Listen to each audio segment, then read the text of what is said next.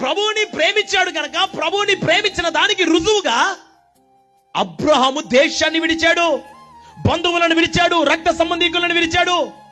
తన ప్రాణమును కూడా లక్ష్య పెట్టకుండా అక్కడికి వెళ్తే అవసరాలు తీరతాయో తీరవో, మేలు జరుగుతుందో కీడు జరుగుతుందో, అప్పటి వరకు ఇంత భక్తి ఎవరు చేయలేదు ప్రియులరా. ఈరోజు నేను ఒక మాట మిమ్మల్ని అందరిని అడగాలని కోరుకుంటున్నాను. మీరు నిజంగా ప్రభుని ప్రేమించి మీరు ప్రభు కోసం మీరు ఏం విడిచిపెట్టారు? ఈ రోజున భక్తి అంటే ప్రభుని ప్రేమించడం అంటే చాలా మంది చెప్పే సాక్ష్యాలు ఏంటి చెప్పడం, దేవుని స్తోత్రం, మీ అందరికీ వందనాలండి, నేను ప్రభుని ప్రేమించడాన్ని బట్టి నాకు ఎకరం పొలం ఇచ్చాడండి దేవుడు. నిజంగా చెప్పాలంటే అసలు నా దగ్గర మార్చులు లేవండి. ఇంతకుముందు నేను సింగిల్ ఇడ్లీ తిన్నాను, ఇప్పుడు 4 ఇడ్లీ తిను, గడపలో పట్టకుండా తిను, నో ప్రాబ్లం. నీకు ఇదే కదా సాక్ష్యం. ఒక స్థలం కొనుక్కోవటం సాక్ష్యం, ఒక పొలం కొనటం సాక్ష్యం, ఒక ఇల్లు కొనటం సాక్ష్యం.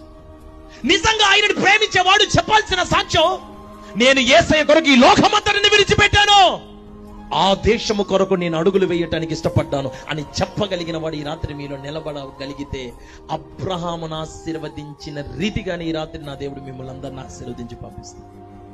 నీ జీవితంలో అబ్రహాం లాంటి ఆశీర్వాదం కావాలి, కానీ నువ్వు అబ్రహాం లాగా మాత్రం ఉండమాకు. లేనిపోని శక్తి అంతా పోగేసుకో.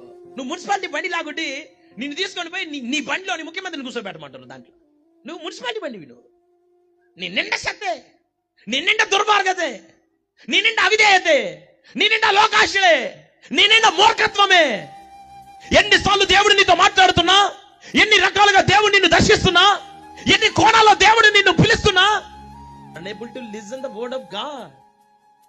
ఆయన మాట విని ఆయనను ప్రేమించిన బిడ్డగా ఆ మాట కొరకు ఒక అడుగు ముందుకు వెయ్యాలన్న ఆలోచన, దేవునిలో ముందుకు కొనసాగించబడాలన్న అసమర్పణ, అప్రతిష్ట ఈ పూట నీకు లేదు.